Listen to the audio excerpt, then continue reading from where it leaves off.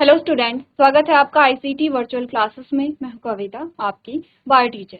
उम्मीद करती हूँ आप सभी अच्छे होंगे और स्वस्थ होंगे। तो क्लास कंटिन्यू करेंगे अपना चैप्टर जिसमें हम बात कर रहे हैं फोटोसिंथेसिस के बारे में। तो फोटोसिंथेसिस के बारे में पहले आपने यहाँ पर इंट्रोडक्शन जाना है, क्या होती है फोटोसिंथेसिस, इसके बारे में हमने बात की है। नेक्स्ट हमारे पास आते हैं कुछ एक्सपेरिमेंट जो प्रूव देते हैं फोटोसिंथेसिस के। कुछ एविडेंस हमें बताते हैं और कुछ हमें बताते हैं यहाँ पर फोटोसिंथेसिस के लिए क्या इंपॉर्टेंस होती है। यहाँ पे जैसे लाइट की हमने बात की है, जैसे हमने कहा कि कार्बन डाइऑक्साइड की हमने बात की है। इन सभी चीज़ों की क्या इंपॉर्टेंस होती है इसके बारे में यहाँ पे बात की गई है। ठीक है, इसी प्रकार से आपके पास जो एक्सपेरिमेंट है वो आते हैं।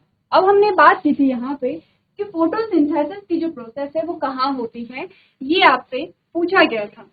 तो जब हम छोटी क्लासेस में थे तब हम कहते थे फोटोसिंथेसिस कहाँ होती है, पत्ती में होती है, ग्रीन पार्ट्स में होती है। लेकिन अब हम क्या करेंगे, जब आपने ये टॉपिक पढ़ लिया है तो अब आप कहेंगे कि जो फोटोसिंथेसिस है वो मेसोफिल सेल्स की कहाँ पे होती है। आपने कहा क्लोरोप्लास्ट में होते हैं, यही हमने बात की थी प्रीवियस लेक्चर में। और हमने कहा था ये हमारे पास आता है क्लोरोप्लास्ट का स्ट्रक्चर। क्लोरोप्लास्ट का जो इंटरनल स्ट्रक्चर है वो कुछ इस प्रकार से हमारे पास आता है।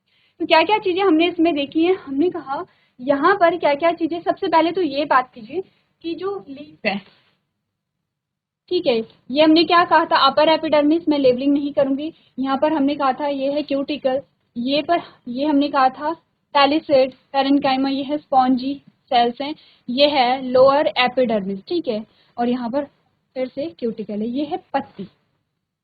इस प्रकार से आपको बता रखा है कि लीफ में कौन कौन सी सेल्स आती हैं। अब हमने ये कहा था कि इन दोनों सेल्स को कंबाइंडली हम क्या कहते हैं, मीजोफिल सेल कहते हैं। ठीक है, अब इन मीजोफिल सेल्स के अंदर होता है क्लोरोप्लास्ट भरा हुआ होता है। इनके अंदर क्या होगा, क्लोरोप्लास्ट भरा होता है, और यहीं पर फोटोसिंथेसिस की जो प्रोसेस है वो परफॉर्म होती है। यही जो क्लोरोप्लास्ट है वो यहाँ पर आपको दिखाया गया है कि क्लोरोप्लास्ट के अंदर क्या क्या चीजें होती हैं, इसके बारे में हमने बात की थी। ठीक है, तो क्या क्या चीजें होती हैं जल्दी से रिवाइज कर लेते हैं, उसके बाद हम अपना नया जो टॉपिक है वो स्टार्ट करेंगे, जिसमें आज आप बात करेंगे लाइट और डार्क रिएक्शन क्या होती हैं, फोटो सिस्टम क्या होते हैं, एक्सेट्रा। हमने कहा ये है हमारा क्लोरोप्लास्ट। इसमें दो मेम्ब्रेन होती है, तो आउटर मेम्ब्रेन है इस प्रकार से, ये क्या बनाई है हमने, आउटर मेम्ब्रेन बनाई है।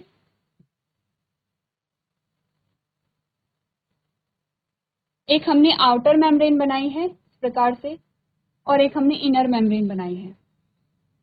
इसमें आपको क्या मिल रहे हैं, थैलाकॉइड मिल रहे हैं। थैलाकॉइड के पूरे एक स्ट्रक्चर को हम, पूरे एक बंडल को हम क्या कह रहे हैं, ग्रैनम कह रहे हैं या ग्रैनल थैलाकॉइड कह रहे हैं।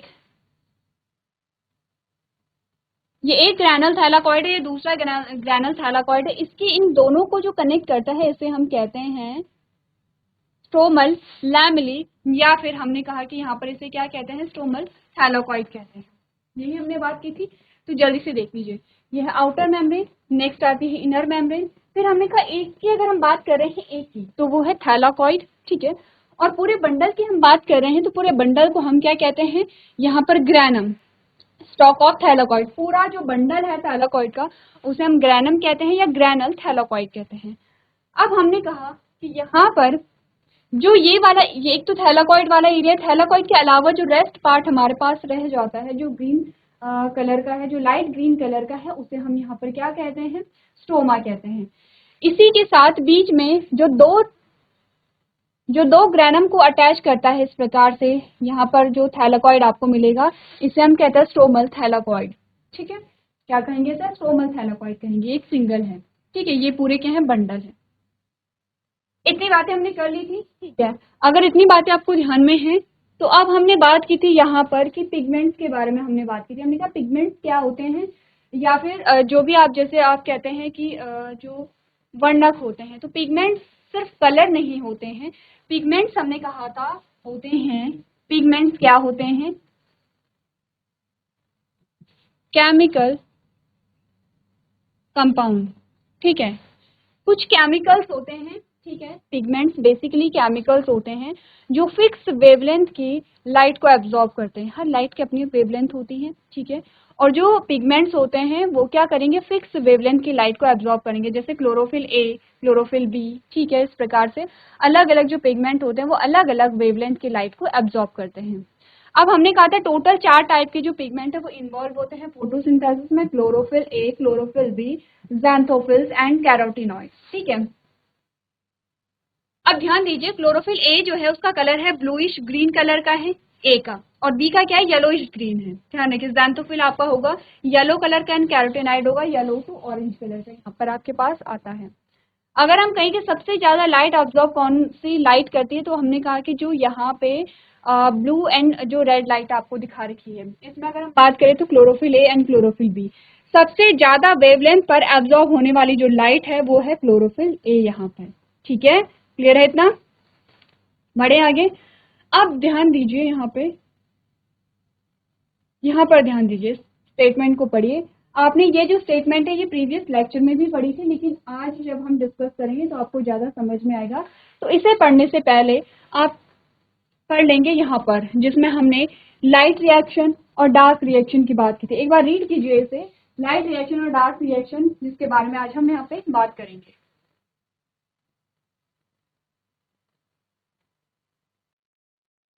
चलिए अब पढ़ ले। यहाँ पर सबसे पहले हम सिर्फ लाइट रिएक्शन वाले स्टेटमेंट को पढ़ेंगे, इस वाले स्टेटमेंट को, ठीक है।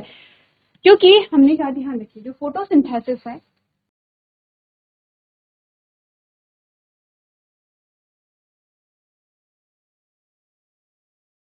वो आपके दो पार्ट में कंप्लीट होती है। पहली आपके पास आती है लाइट रिएक्शन,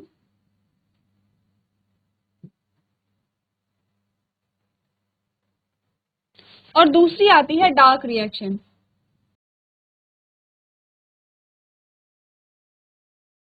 ठीक है। पहले होगी लाइट रिएक्शन, ठीक है। इस लाइट रिएक्शन में बनेंगे एटीपी, यहां पर बनते हैं एटीपी एंड एनएडीपीएच, ठीक है। यहाँ पर हमें बता रखा है ये क्या प्रोड्यूस करते हैं, एटीपी एंड एनएडीपीएच को प्रोड्यूस करते हैं, ठीक है। डार्क रिएक्शन में फॉर्मेशन होता है एक्चुअली ग्लूकोज का C6H12O6, यहाँ पर एक्चुअली में क्या होगा, ग्लूकोज का फॉर्मेशन होगा। लेकिन ग्लूकोज का फॉर्मेशन तभी होगा जब यहाँ पर लाइट रिएक्शन में इन प्रोडक्ट्स का फॉर्मेशन होता है। अब लाइट रिएक्शन से आप समझ पा रहे हैं कि यहाँ पे सनलाइट की रिक्वायरमेंट होगी, डार्क रिएक्शन में सनलाइट की रिक्वायरमेंट नहीं होगी, लेकिन सनलाइट की प्रेजेंस में जो प्रोडक्ट बने हैं उनकी रिक्वायरमेंट होगी, वो मस्ट होंगे यहाँ पर, ठीक है। अब हमने कहा क्योंकि सबसे पहला क्या होगा, लाइट रिएक्शन होगा, तो सबसे पहले हम लाइट रिएक्शन को यहाँ पर क्या करेंगे, डिस्कस करेंगे। तो यहाँ से आपकी जो फोटोसिंथेसिस की प्रोसेस है वो स्टार्ट होती है, ध्यान से पढ़ना है, अच्छे से पढ़ना है, ठीक है। अब ऐसा नहीं है कि यहाँ से हम फोटोसिंथेसिस पढ़ रहे हैं तो इससे पहले फोटोसिंथेसिस का पार्ट हमने नहीं पढ़ा, जी नहीं, आपने जो भी पढ़ा है वो फोटोसिंथेसिस का ही पार्ट है। यहाँ से बस आपकी प्रोसेस स्टार्ट हो रही है, जिससे कि आप क्या करेंगे, स्टेप बाय स्टेप पढ़ेंगे। तो हमने कहा the membrane system is responsible for capturing solar energy and producing ATP and NADPH। जो यहाँ पे मेम्ब्रेन सिस्टम होता है, मेम्ब्रेन सिस्टम का क्या मतलब है, हमने बात की है यहाँ पर क्लोरोप्लास्ट की, और इसमें हमने कहा, हमने बात की है यहाँ पर किसके बारे में, यहाँ ग्रेनल थैलाकॉइड। हमने कहा ये जो थैलाकॉइड है, एक थैलाकॉइड जो है, इसकी जो मेम्ब्रेन पर जो सिस्टम बना होगा इसी को हम मेम्ब्रेन सिस्टम कहते हैं। अब इसकी मेम्ब्रेन पे कौन सा सिस्टम होगा, आगे जाके हम इसी के बारे में बात करने वाले हैं कि यहाँ पर एक सिस्टम होता है, ठीक है, पूरा एक सिस्टम होगा, और ये सिस्टम क्या करेगा, एटीपी एंड एनएडीपीएच का फॉर्मेशन करेगा पूरे यहाँ पर, इनके इसके सिस्टम में होगा, इसके सिस्टम में है, इसके सिस्टम में है, पूरे जो थैलाकॉइड्स है उनके सिस्टम में एक क्या होगा, यहाँ पर मेम्ब्रेन सिस्टम लगा होता है, जो क्या कर रहा है, एटीपी एंड एनएडीपीएच का फॉर्मेशन कर रहा है, पहली चीज। दूसरा हमने कहा द रिएक्शन और set of reaction participating are light driven and thus refer to as light reaction। क्योंकि यहाँ पर इस सिस्टम में जो भी चीजें फॉर्म हो रही हैं, जो भी प्रोडक्ट बन रहे हैं वो लाइट की प्रेजेंस में बनेंगे, उसके लिए लाइट की रिक्वायरमेंट होती है, इसीलिए हम इसे लाइट रिएक्शन कहते हैं। अब आपने लाइट रिएक्शन को पढ़ लिया है, तो अब आप यहाँ पर क्या पढ़ेंगे, क्या होता है लाइट रिएक्शन में। देखिए हमने कहा पिगमेंट जो होते हैं, जैसे chlorophyll A, chlorophyll B, xanthophyll and carotenoid जो होते हैं, यहाँ पर ये क्या कर रहे हैं, जब हम छोटी क्लासेस में थे तो हम कहते थे कि रॉ मटेरियल जो है वो 4 रॉ मटेरियल होते हैं, उसमें से एक क्लोरोफिल ऑलरेडी प्लांट में प्रेजेंट होता है, 3 रॉ मटेरियल बाहर से लेने पड़ते हैं, उनमें से एक है सनलाइट, और सनलाइट को एब्जॉर्ब करने का काम होता है क्लोरोफिल का। कैसे एब्जॉर्ब करते हैं यहाँ पर जो लाइट एनर्जी है वो केमिकल एनर्जी में चेंज होती है। जैसे कि कैसे, देखिए ये एक पिगमेंट है, ओके, ये एक क्या है, पिगमेंट है, कोई भी पिगमेंट मान लीजिए। अब यहाँ से इसने क्या कि हमने क्या कहा था, पिगमेंट क्या होते हैं, एक फिक्स वेवलेंथ की जो लाइट है उसे एब्जॉर्ब करते हैं, ठीक है। तो हमने कहा ये है पिगमेंट, और पिगमेंट ने क्या की है, फॉर एग्जांपल इसने 680, चलिए यहीं पे करते हैं, ठीक है। हमने कहा ये है पिगमेंट, ठीक है, और पिगमेंट ने क्या किया है, एक फिक्स वेवलेंथ की जो सनलाइट है उसे एब्जॉर्ब किया है, ठीक है। कितना हमने कहा है, 680 नैनोमीटर हमने कहा है। अब यहाँ पर ये क्या करेगा, जब इसे इसने क्या की, एनर्जी एब्जॉर्ब की है, ये क्या एनर्जी है, हमने यही तो कहा था कि ऊर्जा का जो परम स्रोत है वो क्या है, सूर्य की ऊर्जा है, यही हम पढ़ते आए हैं। जो मुख्य स्रोत है, जो परम स्रोत है वो क्या है, यहाँ पे हमने कहा सनलाइट है। अब जब इसने ऊर्जा को ग्रहण किया, जब इसने सनलाइट को एब्जॉर्ब किया है, तो यहाँ पर क्या हो जाता है, जो इलेक्ट्रॉन है वो एक्साइट हो जाता है, इलेक्ट्रॉन एक्साइट हो जाता है। तो ध्यान रखिए ये है लाइट एनर्जी, और क्योंकि इलेक्ट्रॉन एक्साइट हो रहा है तो ये क्या होगा, केमिकल एनर्जी में कन्वर्ट हो रहा है। कहाँ पढ़े थे आपने, इलेक्ट्रॉन प्रोटॉन न्यूट्रॉन कहाँ पढ़ते हैं, केमिस्ट्री में पढ़ते हैं। आपने कहा जो लाइट एनर्जी है उससे क्या है, जो केमिकल एनर्जी यहाँ पे प्रोड्यूस हो रही है, क्योंकि इलेक्ट्रॉन क्या हो गया, एक्साइट हो गया। अब आपने देखा था कि यहाँ पर जो इलेक्ट्रॉन है वो अपने ग्राउंड स्टेट से क्या हो जाते हैं, जब एक्साइट हो जाते हैं और क्या हो जाते हैं, ऊपर की ओर जाते हैं, ठीक है। तो ये क्या करेंगे, इन्हें ये ऐसा क्यों होता है, जब ये एनर्जी एब्जॉर्ब करते हैं। अब क्या होगा, ये जो इलेक्ट्रॉन है ये फिर से अपने ग्राउंड स्टेट पे आएगा। ऐसा नहीं है कि ये एक बार एक्साइट हो गया तो ये उसी स्टेट में रहेगा, नहीं, ये फिर से वापस आता है, ठीक है।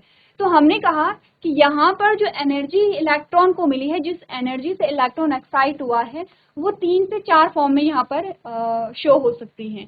क्या, या तो यहाँ पर आपने कहा लाइट, आपको लाइट की फॉर्म में, या हीट की फॉर्म में, ठीक है, या तो क्या होगा,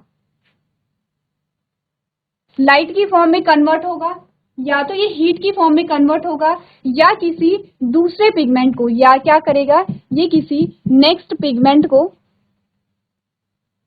एनर्जी ट्रांसफर कर देगा। ये हम एनर्जी की फॉर्म देख रहे हैं कि जो एनर्जी है वो कहाँ एक्सपेंड होती है, उस एनर्जी का क्या होता है जब एक इलेक्ट्रॉन क्या होता है, एक्साइट होता है। या तो नेक्स्ट पिगमेंट को एनर्जी ट्रांसफर कर देगा, या फिर इस पिगमेंट के पास एक ऐसा एंजाइम है जिससे ये क्या कर रहा है, एटीपी और एनएडीपीएच का फॉर्मेशन कर रहा है। 4 चीजें हो सकती हैं। फिर से रिपीट करते हैं, हमने कहा ये पिगमेंट है, पिगमेंट कोई भी हो सकता है, क्लोरोफिल है, क्लोरोफिल भी हम मान लेते हैं ये क्लोरोफिल ए है, फॉर एग्जांपल ये क्लोरोफिल ए है, ठीक है, या ये क्लोरोफिल है। क्लोरोफिल एक फिक्स वेवलेंथ की जो सनलाइट थी उसे एब्जॉर्ब किया, कितनी, 80 नैनोमीटर की। जब इसने लाइट को एब्जॉर्ब किया तो इसके जो इलेक्ट्रॉन है वो एक्साइट हो जाते हैं, ठीक है। इलेक्ट्रॉन जब एक्साइट होते हैं तो ये 3 या 4 फॉर्म में अपनी एनर्जी को शो करते हैं। या तो वहां पे लाइट प्रोड्यूस होगी, ठीक है, आपको लाइट देखने को मिलेगी, या हीट प्रोड्यूस होगी, या ये क्या करेगा, किसी नेक्स्ट पिगमेंट को अपनी एनर्जी प्रोवाइड कर देगा, या फिर ये क्या करेगा, इसके पास अगर कोई ऐसा एंजाइम्स है तो जो कि एटीपी का फॉर्मेशन कर सकते हैं, तो ये एटीपी का फॉर्मेशन करेगा, ठीक है। अब ध्यान दीजिए, जब ये इलेक्ट्रॉन एक्साइट हुआ है और अगर ये अपनी ग्राउंड स्टेट पे आया है, तो ये जो एक्साइट हुआ है इसकी एनर्जी, इसकी जो एनर्जी है, और ये जो वापस आए हैं इसकी एनर्जी है, इनमें डिफरेंस होगा डिफरेंस, ठीक है। कैसे डिफरेंस होगा, इसकी एनर्जी तो ज्यादा है बट इसकी एनर्जी कम है, क्यों, क्योंकि हमने कहा कि जब यहाँ पर इसने एनर्जी एब्जॉर्ब की तो इलेक्ट्रॉन एक्साइट होने में, इलेक्ट्रॉन जब एक्साइट हुआ है तो उसमें भी कुछ एनर्जी लगी है। अगर इलेक्ट्रॉन ने क्या किया, यहाँ पर आपने कहा कि अगर वो लाइट की फॉर्म में, हीट की फॉर्म में यहाँ पे एनर्जी शो हो रही है तो ठीक है, लेकिन अगर ये नेक्स्ट पिगमेंट को अपनी एनर्जी दे रहा है तो ये एनर्जी जो होगी वो भी कम होगी, क्यों, क्योंकि हमने कहा इलेक्ट्रॉन ने एक्साइट होने में कुछ एनर्जी खर्च कर ली है। अब वो किसी दूसरे को जब एनर्जी पास करेगा तो वो एनर्जी का सेम अमाउंट नहीं होगा बल्कि कम अमाउंट होगा, क्योंकि उसने थोड़ी एनर्जी यूज कर ली है अपने एक्साइट होने में, ठीक है। तो इसीलिए आपने क्या चीजें ध्यान रखनी है कि जब भी कोई पिगमेंट एक फिक्स वेवलेंथ की लाइट को एब्जॉर्ब करता है तो इलेक्ट्रॉन क्या होगा, एक्साइट होता है, उसका जो इलेक्ट्रॉन है वो एक्साइट होगा। ये जो इलेक्ट्रॉन है, क्योंकि इसमें क्या होती है, एनर्जी होती है, इस एनर्जी का यूज 3 से 4 रूपों में हो सकता है। या तो हीट देखने को मिलेगी, हीट एमिट होगी, हीट निकलेगी, या लाइट निकलेगी, या ये जो इलेक्ट्रॉन है अपनी एनर्जी किसी दूसरे पिगमेंट को दे देगा, ठीक है। या फिर अगर इसके पास के कोई ऐसा एंजाइम है जो कि एटीपी का फॉर्मेशन कर सकता है, तो ये क्या करेगा, आगे एनर्जी का यहाँ पर ये क्या करेगा, एटीपी का फॉर्मेशन करेगा। क्लियर है इतना? पहले इन चीजों को समझिए, उसके बाद हम बात करते हैं कि जब यहाँ पे फोटोसिंथेसिस होती है तो किस प्रकार से, जब ये इलेक्ट्रॉन एक्साइट हुआ है तो क्या होता है फिर, ठीक है, और कौन कौन से पिगमेंट शामिल होते हैं। तो एक बार इन सारी चीजों को नोट कीजिए आप लोग। चलिए, तो इतनी बात क्लियर है, ठीक है। इतनी बात अगर क्लियर है तो आगे बढ़ते हैं। एक बार फिर से जल्दी से मैं रिवाइज करती हूँ। ये है पिगमेंट, एक फिक्स वेवलेंथ की लाइट इसने एब्जॉर्ब की है। इलेक्ट्रॉन क्या हुआ है, यहाँ पे एक्साइट हुआ है। अब जो इलेक्ट्रॉन है वो ग्राउंड स्टेट पे आएगा, ठीक है। हमने कहा कि उसी स्टेट में नहीं रहता इलेक्ट्रॉन, वहाँ पर ग्राउंड स्टेट पे आएगा। तो जब ग्राउंड स्टेट पे आते हैं तो ये 3 से 4 फॉर्म में एनर्जी एमिट करता है, लाइट की फॉर्म में, हीट की फॉर्म में, या तो किसी दूसरे पिगमेंट को ये क्या करेगा, एनर्जी दे देगा, या अगर इसके पास कोई एंजाइम है तो ये क्या करेगा, यहाँ पे एटीपी का और एनएडीपीएच का फॉर्मेशन करेगा। इतनी बात क्लियर है? अब देखिए फोटोसिंथेसिस में क्या होता है, यहाँ पर देखिए। उससे पहले एक इक्वेशन देखिए आप, फॉर्मूला कहेंगे हमसे, E इक्वल टू 1/λ। ये क्या है, वेवलेंथ को बताता है। इससे आप क्या समझे, एनर्जी जितनी ज्यादा होगी वेवलेंथ उतनी ही कम होगी, ठीक है। और या फिर एनर्जी जितनी कम होगी वेवलेंथ उतनी ही ज्यादा होगी, ठीक है। इस बात को आप ध्यान रखिए। यहाँ तो इसे आप एक साइड में लिख के लिखिए, इक्वल टू 1/λ। अब हम बना लेते हैं, कुछ पिगमेंट्स हमारे पास आते हैं इस प्रकार से। एक पिगमेंट ये है, ठीक है, और कुछ पिगमेंट हमारे पास ये आते हैं।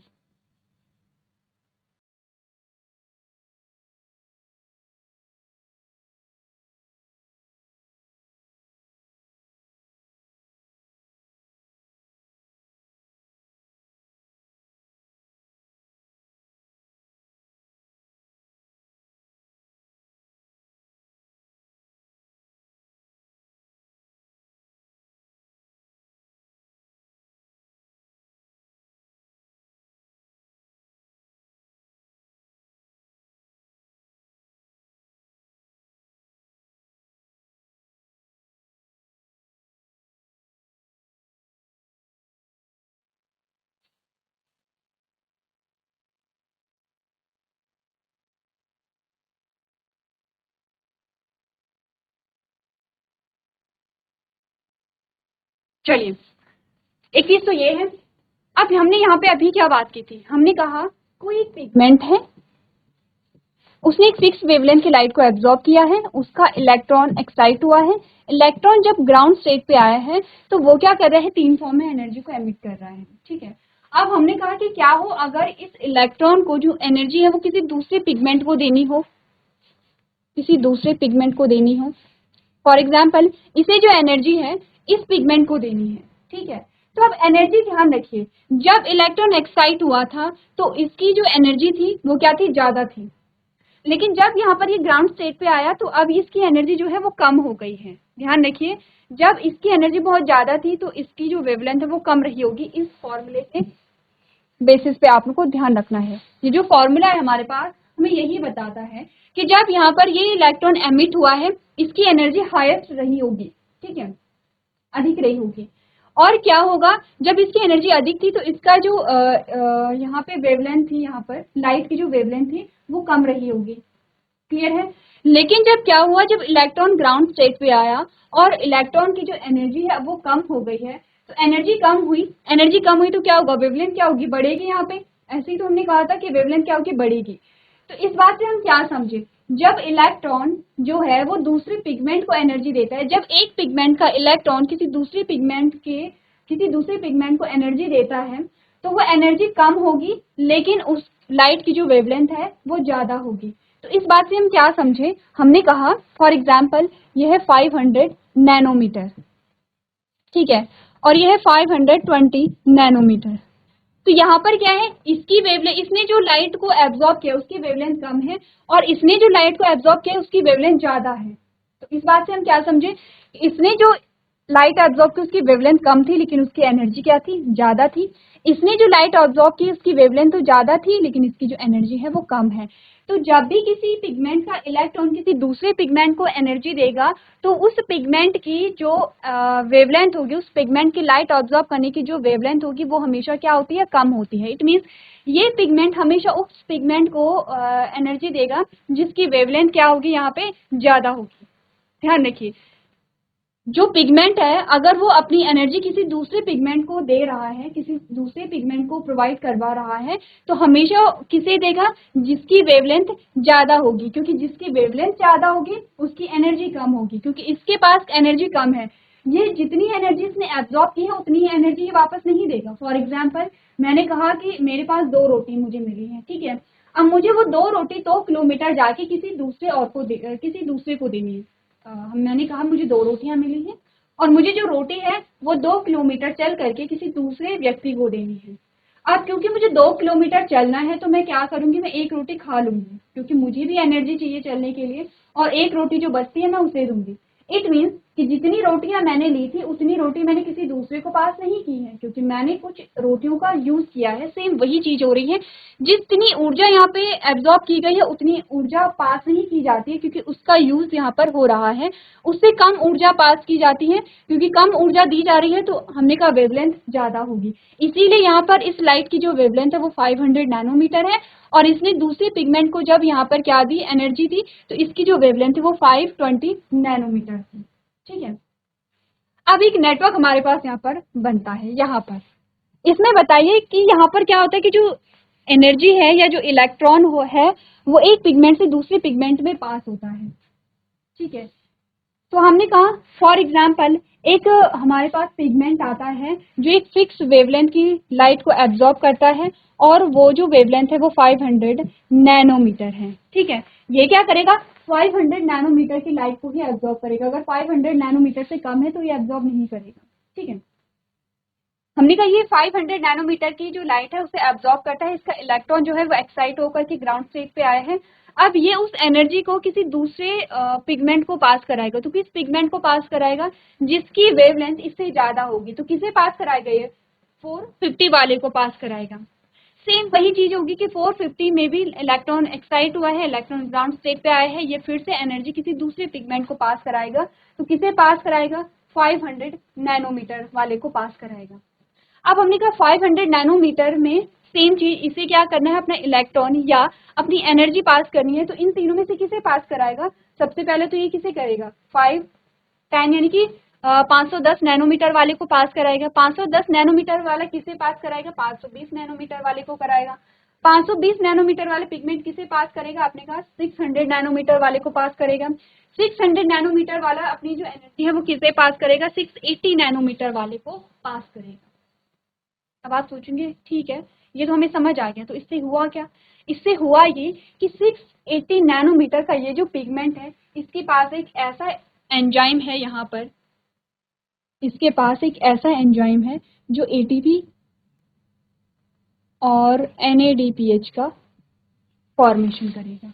और यही तो हमें चाहिए, हमारा प्रोडक्ट ही यही है लाइट रिएक्शन में। हमें यही चीज चाहिए ताकि डार्क रिएक्शन हो और ग्लूकोज का निर्माण हो सके। यानी हमें चाहिए ऊर्जा, सबसे पहले हम ऊर्जा बनाएंगे जिससे कि हम ग्लूकोज का फॉर्मेशन कर सकें। ठीक है, ध्यान रखिए।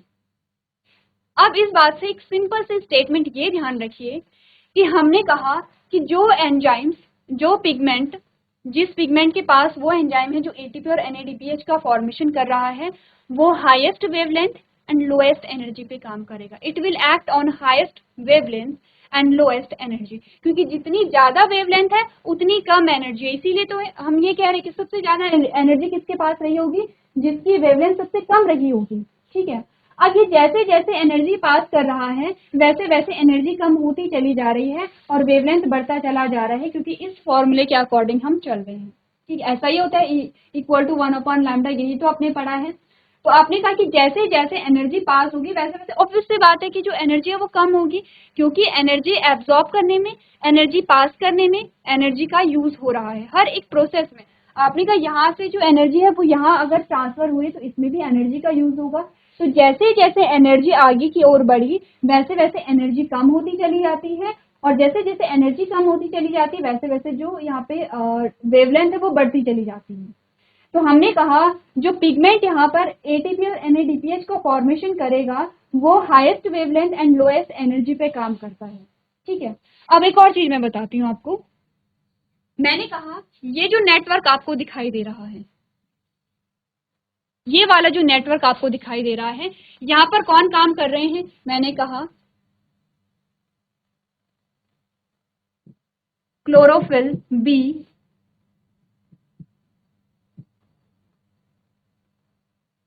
ज़ैंथोफिल,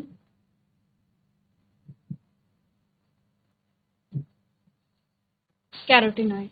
आपने क्या पढ़ा था जब हमने कहा था कितनी पिगमेंट है? क्लोरोफिल ए है, क्लोरोफिल बी है, ठीक है, ज़ैंथोफिल है और कैरोटीनॉइड है। ठीक है, कैरोटीनॉइड है। मैंने कहा कि यहाँ पर ये जो इस वाले नेटवर्क में ये जो चीजें हैं इसमें कौन कौन इंक्लूड है? क्लोरोफिल बी है, ज़ैंथोफिल है एंड कैरोटीनॉइड है। ठीक है, ये तीनों पिगमेंट ये काम करते हैं। तो इस पिगमेंट का नाम क्या होगा? इस पिगमेंट का नाम है क्लोरोफिल ए। क्या है ये? Chlorophyll A.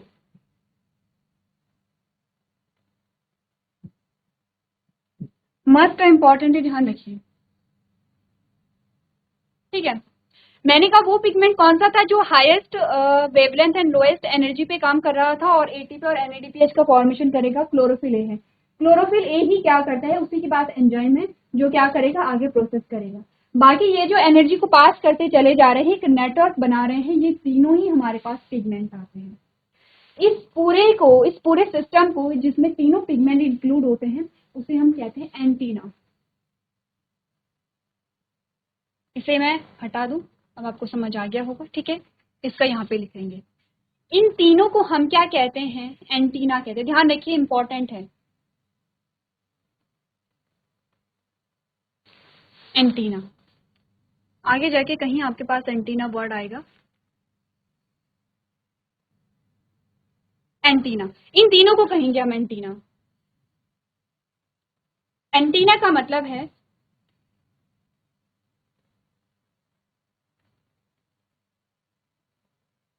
इन तीनों को हम कहेंगे एंटीना।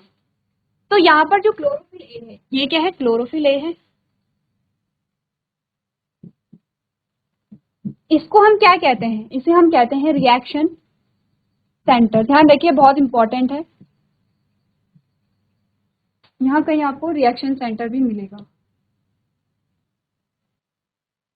चलिए आगे जाके जब हम पढ़ेंगे तो आपको रिएक्शन सेंटर यहाँ पर मिल जाएगा। जैसे एंटीना आपको कहा है, each photosystem with exceptions of chlorophyll A contain all the pigment and constitute and LHS यानी कि light harvesting system known as antenna. ये है रहा आपका रिएक्शन सेंटर। ठीक है, the reaction centre is form by a single molecules of chlorophyll A. Chlorophyll A ही क्या करते हैं? यहाँ पे रिएक्शन सेंटर का फॉर्मेशन करता है। तो ये आपके पास क्या आ गया है? रिएक्शन सेंटर आ गया है। ठीक है, ये है रिएक्शन सेंटर।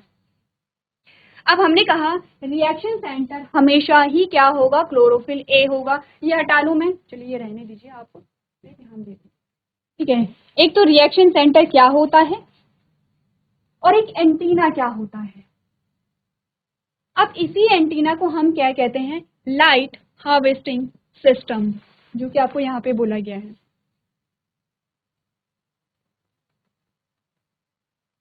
ये रहा लाइट हार्वेस्टिंग कॉम्प्लेक्स या लाइट हार्वेस्टिंग सिस्टम आप इसे कह सकते हैं। ठीक है, LHC से आप इसे क्या करेंगे? याद रखेंगे। तो हमने कहा कि लाइट हार्वेस्टिंग जो कॉम्प्लेक्स यहाँ पर होते हैं वो कौन से? इसमें आप PS1 PS2 की बात यहाँ पर करेंगे। ठीक है, तो यहाँ पर एंटीना को आप क्या कहेंगे? लाइट हार्वेस्टिंग सिस्टम भी यहाँ पर कहते हैं। चलिए हम बाद में बात करेंगे इसके बारे में। अब इतनी जो चीजें हमने नोट कर ली हैं, यहाँ पे पढ़ ली हैं, वो आप लोगों को क्या करनी है? नोट कर देनी है। ठीक है, मस्ट है, इंपॉर्टेंट है। मैं बार बार कह रही हूँ कि यहीं से स्टार्ट आपका होता है यहाँ जो फोटोसिंथेसिस है।